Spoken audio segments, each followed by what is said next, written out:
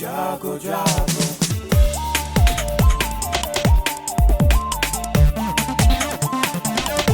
Radio जागो जागो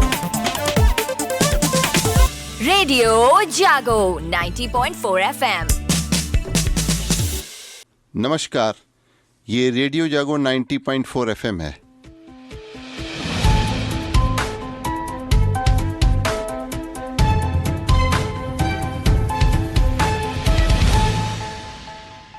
अब आप अभय शंकर गौड़ से आज की हलचल सुनिए।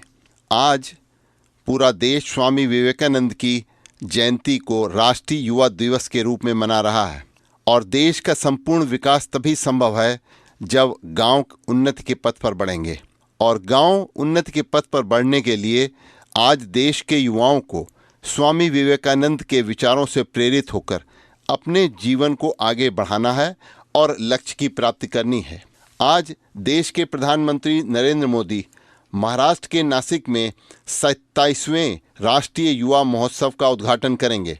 वह देश के सबसे लंबे पुल अटल सेतु और प्रदेश के 30,500 करोड़ रुपए से अधिक की विकास परियोजनाओं को भी शुरुआत करेंगे। सुगमता को बढ़ावा देने के दृष्टिकोण से Modi Mumbai trans harbour link का उद्घाटन करेंगे। प्रदेश के मुख्यमंत्री योगी आदित्यनाथ ने अयोध्या में 22 जनवरी को प्राण प्रतिष्ठा समारोह के अवसर पर पूरे प्रदेश में सार्वजनिक अवकाश घोषित किया है। सभी शिक्षण संस्थाओं व सरकारी कार्यालयों समेत अन्य प्रतिष्ठान भी बंद रहेंगे। योगी ने अयोध्या की ओर जाने वाले सभी मार्गों को ग्रीन कॉरिडोर बनाने और इन पर कहीं भी अतिक्रमण न होने का कड़ा निर्देश दिया है। उन्होंने कल प्राण प्रतिष्ठा समारोह, मकर संक्रांति, माघ मेला और गणतंत्र दिवस पर किए जा रहे प्रबंधों व कानून और व्यवस्था की समीक्षा की। 14 जनवरी से पूरे प्रदेश में स्वच्छता का प्रदेशव्यापी अभियान चलेगा और हर गांव शहर में साफ सफाई होगी। इस अभियान से शिक्षकों, विद्यार्थियों, मंगल दलों, सामाजिक कार्यकर्ताओं को जोड़ने का निर्देश भी दिया गया है और यह कहा गया है कि मंदिर, चिकित्सालय, विद्यालय, सड़क गली की साफ सफाई पूरी तरीके से होनी चाहिए। सिंगल यूज प्लास्टिक के उपयोग न करने के लिए जागरूकता भी बढ़ाने के निर्देश दिए गए हैं।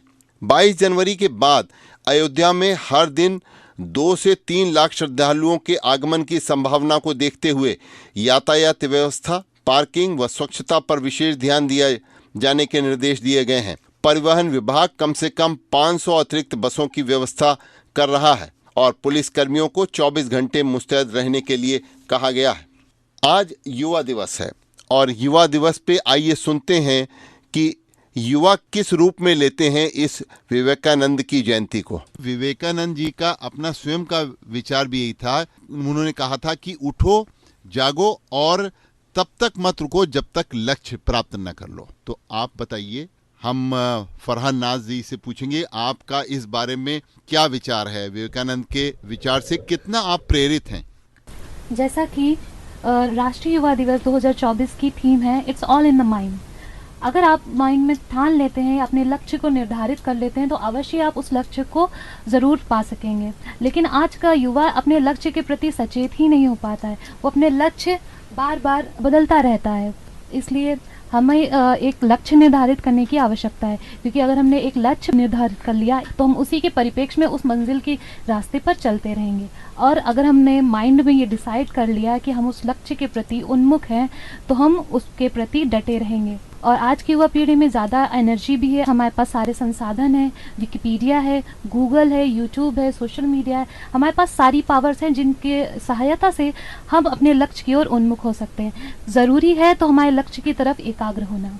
तो राष्ट्रीय युवा दिवस पर रेडियो जागो 90.4 FM भी सभी युवाओं को एक शुभकामनाएं दे रहे हैं, हम बधाई दे रहे हैं कि आप भी अपने जीवन में एक लक्ष्य निर्धारित करके और उसको प्राप्त करने के लिए आगे निरंतर बढ़ते रहें। पूर्वी लद्दाख और भारत चीन सीमा के हालात को स्थिर मगर संवेदनशील करार देते हुए सेना प्रमुख जनरल ने कहा है कि जब तक वास्तविक नियंत्रण रेखा पर अप्रैल 2020 की यथास्थिति बहाल नहीं हो जाती, तब तक सीमा से सैनिकों की मौजूदी तैनाती घटाई नहीं जाएगी। इस लक्ष्य को हासिल करने के बाद ही सैनिकों को हटाने के बारे में कोई विचार किया जाएगा। इंदौर स्वच्छता के 7वें शिखर पर पहुंच गया है। और आवासन तथा शहरी कार्य मंत्रालय की ओर से कराए गए स्वच्छ सर्वेक्षण 2023 में इंदौर को शीर्ष स्थान सूरत के साथ साझा करने पर कुछ कसक रह गई है, लेकिन लगातार 7 वर्ष से चोटी पर बने रहना भी कोई सामान्य उपलब्धि नहीं है। राष्ट्रपति द्रौपदी मुर्मू ने गुरुवार को 8वें स्वच्छता सर्वेक्षण के आधार पर विजेताओं को पुरस्कृत भी किया है। गंगा तटीय शहरों में स्वच्छता रैंकिंग में उत्तर प्रदेश का दबदबा बना रहा है और पहले स्थान पर वाराणसी और दूसरे स्थान पर प्रयागराज है। रेडियो जागो 90.4 एफएम ने भी हरदोई में नदियों के हालचाल नाम से एक कार्यक्रम चलाया है और इसमें वो लगातार अपील करते हैं नदियों के आसपास के गांव में रहने वाले लोगों से, बाशिंदों से, कि वो नदी को स्वच्छ बनाए रखें और नदी की धारा की अविरलता को लगातार बहाल करने के लिए प्रयास करते रहें। परिषदीय स्कूलों में अब कक्षा 1 व 2 में पढ़ने वाले विद्यार्थियों को राष्ट्रीय शैक्षिक अनुसंधान एवं प्रशिक्षण परिषद की किताबें पढ़ाई जाएंगी। अप्रैल से शुरू होने वाले नए शैक्षिक सत्र 2024-25 से ही इस बदलाव को लागू किया जाएगा। परिषदीय स्कूलों में इन दोनों कक्षाओं में कुल 45 लाख विद्यार्थी पढ़ते हैं। अभी तक राज्य शैक्षिक अनुसंधान एवं परीक्षण परिषद द्वारा तैयार की गई पुस्तकें ही इन विद्यार्थियों को पढ़ाई जाती हैं। विद्यार्थियों को तनाव मुक्त वातावरण में पढ़ाई कराने और कौशल विकास का पूरा जोर दिया जाएगा। परिषदीय स्कूलों में स्मार्ट क्लास के माध्यम से रोचक ढंग से पढ़ाई कराने की व्यवस्था की जा रही है। अब राष्ट्रीय स्तर पर पढ़ाए जा रहे पाठ्यक्रम को लागू कर क्षेत्रीय व मातृभाषा में पढ़ाई को बढ़ावा दिया जाएगा। घरेलू बिजली का अब वाणिज्यिक इस्तेमाल लोग नहीं कर सकेंगे और घरेलू बिजली का वाणिज्यिक इस्तेमाल करने वाले अब सावधान हो जाएं। पावर कॉरपोरेशन उत्तर प्रदेश के अध्यक्ष ने घरेलू बिजली का दुकान या कहीं और इस्तेमाल करने वालों की जांच कर वाणिज्यिक कनेक्शन करने के निर्देश दिए हैं। नगरीय निकाय निर्देशालय में विद्युत व्यवस्था सुधारने संबंधी समीक्षा बैठक में विद्युत परिषद के अध्यक्ष ने कहा है कि राष्ट्रीय स्तर पर वाणिज्यिक कनेक्शन का औसत 16% से अधिक है, लेकिन प्रदेश में 5 से 15% है। ऐसे में उन्होंने निर्देश दिए हैं कि घरेलू बिजली का वाणिज्यिक या दूसरे इस्तेमाल करने की जांच की जाए और वाणिज्यिक इस्तेमाल करते पाए जाने पर वाणिज्यिक कनेक्शन कर उसी के अनुरूप बिल की वसूली की जाए। स्वच्छ सर्वेक्षण 23 में उत्तर प्रदेश को अलग अलग श्रेणियों में 6 पुरस्कार मिले हैं। वाराणसी और प्रयागराज को स्वच्छ गंगा टाउन श्रेणी में सर्वोच्च पुरस्कार मिला है। वहीं नगर विकास मंत्री A.K. शर्मा ने राष्ट्रपति द्रौपदी मुर्मू के हाथों से कल ये पुरस्कार प्राप्त किए। वाराणसी व प्रयागराज के अलावा जोनल स्तर पर उत्तर भारत क्षेत्र में उत्तर प्रदेश के 3 शहरों को क्लीन सिटी नॉर्थ जोन का पुरस्कार मिला है। इनमें लखीमपुर खीरी और अनूप शहर बुलंदशहर का जिले का है तथा अमरोहा जिले का गजरौला भी शामिल है। 1 लाख से 10 लाख तक की आबादी में क्लीन सिटी का राज्य स्तर पुरस्कार नोएडा को प्राप्त हुआ है। दिल्ली हाई कोर्ट ने बेटी पैदा होने पर बहू को ताना देना अपराध माना है और दिल्ली हाई कोर्ट ने वंश आगे बढ़ाने के लिए बेटे को जन्म न देने के नाम पर अपनी बहुओं को ताना मारने वालों को कड़ी फटकार लगाई है और कहा गया है लोगों को बताया जाना चाहिए कि बच्चे के लिंग के लिए उनके बेटे का क्रोमोसोम जिम्मेदार है, न कि बहू का। हाई कोर्ट ने दहेज हत्या के मामले में इस टिप्पणी के साथ आरोपी पति को जमानत देने से इनकार कर दिया। समाज को शिक्षित करने की जरूरत है। आश्चर्य की बात है कि ऐसे मामलों में जेनेटिक साइंस की अनदेखी की जाती है। समाज को इस बारे में शिक्षित करना जरूरी है कि वैज्ञानिक तौर पर यह बात प्रमाणिक है कि महिलाओं में सिर्फ X क्रोमोसोम होते हैं, पुरुषों में X और Y दोनों क्रोमोसोम होते हैं और बच्चे के लिंग का निर्धारण इन दोनों क्रोमोसोम के मिलने पर ही निर्भर करता है। हरदोई भगवान राम से इसकी एक कथाएं भी जुड़ी हुई हैं और वरिष्ठ संहिता में है और इस तथ्य का उल्लेख हरदोई में लाखों लोग एक स्थान पर स्नान करके करते भी हैं। वहाँ भव्य मेला भी लगता है। वो है बेनीगंज के पास में ही स्थित हत्याहरण। भगवान राम स्नान करने कहा जाता है इस हत्याहरण तीर्थ पे आए थे। अयोध्या धाम में भगवान श्री राम के जन्म स्थान पर भव्य मंदिर निर्माण से बेनीगंज क्षेत्र में भी चौतरफा उत्साह नजर आ रहा है। भगवान राम त्रेता युग में रावण वध के बाद ब्रह्म हत्या के दोष से मुक्ति को यहाँ आए थे, ऐसा माना जाता है। इसका जिक्र पौराणिक ग्रंथों में है। आज भी हर साल लाखों लोग इस पवित्र कुंड में स्नान करने आते हैं और यहाँ मेला भी लगता है। जय श्री राम के नारों से स्थल नियमित गुंजायमान भी रहता है। विश्व प्रसिद्ध तीर्थ स्थल नैमिषारण्य के पड़ोस में बेनीगंज क्षेत्र में 84 कोसी परिक्रमा क्षेत्र में गांव हत्याहरण स्थित है। 84 कोसी परिक्रमा यात्रा मार्ग में हरदोई जनपद के पहले और दूसरे पड़ाव स्थल के बीच यह तीर्थ स्थल स्थित है और ऐसी मान्यता है कि भगवान शिव व माता पार्वती के हत्याहरण तीर्थ स्थापित किया गया था। हत्याहरण तीर्थ के पुरोहित बृज किशोर चौबे महाराज बताते हैं कि रावण वध के पश्चात भगवान राम सीता एवं भ्राता लक्ष्मण के साथ अयोध्या लौटे थे। इस दौरान उन्हें स्वप्न में रावण का स्वरूप दिखने लगा। इस स्वप्न को उन्होंने अपने गुरु महर्षि वशिष्ठ को बताया। तब गुरु वशिष्ठ ने श्री राम को बताया कि तुम्हें ब्रह्म हत्या का दोष लग गया है। इसके परिणाम स्वरूप उनकी हथेली में एक बाल निकल आया था। तो ऋषि के कहने पर उन्होंने फागुन प्रतिपदा से नैमिषारण्य की 84 कोसी परिक्रमा की। तृतीया के दिन हत्याहरण तीर्थ में स्नान भी किया। इससे भगवान राम के दाहिने हाथ की हथेली में निकला बाल स्वतः गायब हो गया। तब ब्रह्म हत्या के दोष से मुक्ति मिली थी। यह विवरण वरिष्ठ संहिता में भी मिलता है। तीर्थ पुरोहित जुगल किशोर ने बताया है कि आज भी नैमिषारण्य की परिक्रमा कर रहे श्रद्धालुओं को रामादल कहा जाता है।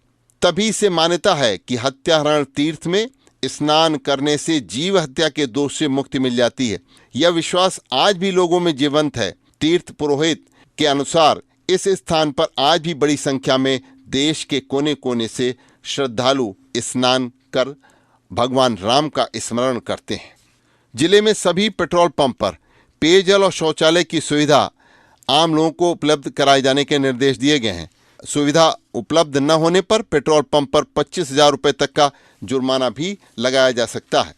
यूपी बोर्ड की 22 फरवरी से शुरू हो रही उत्तर पुस्तिकाओं का अनाप शुरू हो गया है। इस बार उत्तर पुस्तिकाओं में हरदोई में बाहर क्रमांक के अलावा अंदर के पृष्ठ पर क्रम संख्या दर्ज की जाएगी ताकि अंदर पेज को बदला भी न जा सके।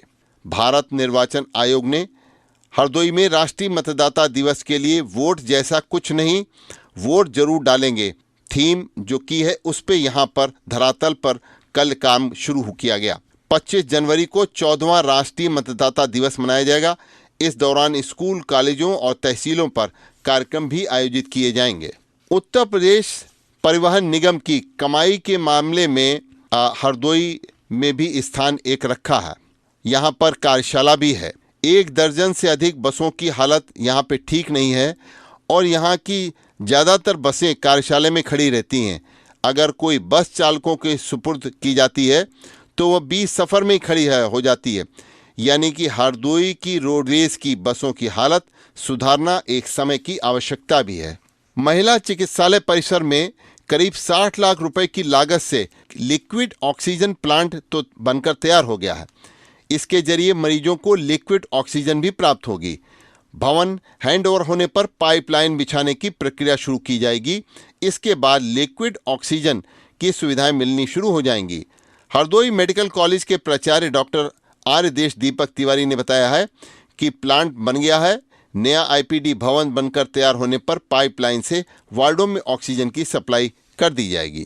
हरदोई में किसान बेसहारा आवारा पशुओं से परेशान हैं और विशेष तौर पर हरदोई शहर के लगे हुए ग्राम नानकगंज ग्रंट में आवारा पशु किसानों को खेती न करने के लिए मजबूर कर रहे हैं। बहुत से किसान इन आवारा पशुओं पर जिला प्रशासन द्वारा लगाम न लगाने के कारण वो अपनी खेती छोड़ गए हैं। बेसहारा पशुओं का संरक्षण शासन को शीर्ष प्राथमिकता है और उत्तर प्रदेश के मुख्यमंत्री लगातार इस बात के लिए प्रशासन को निर्देश भी दे रहे हैं कि इन आवारा पशुओं को आश्रय स्थलों में पकड़वा करके पहुंचाया भी जाए।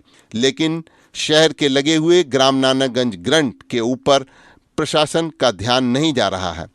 जिला प्रशासन यद्यपि लगातार निर्देश जारी कर रहा है कि अस्थायी पशु आश्रय स्थलों में इन जानवरों को रखा जाए, लेकिन उन आश्रय स्थलों की दशा भी अभी नहीं सुधर रही है। ऐसे में यह एक बहुत बड़ी समस्या बनकर किसानों के लिए भी सामने है। हरदोई के पुलिस अधीक्षक केशव चंद गोस्वामी ने आज शुक्रवार की परेड में रिजर्व पुलिस लाइन स्थित परेड ग्राउंड पर उन्होंने परेड की सलामी ली।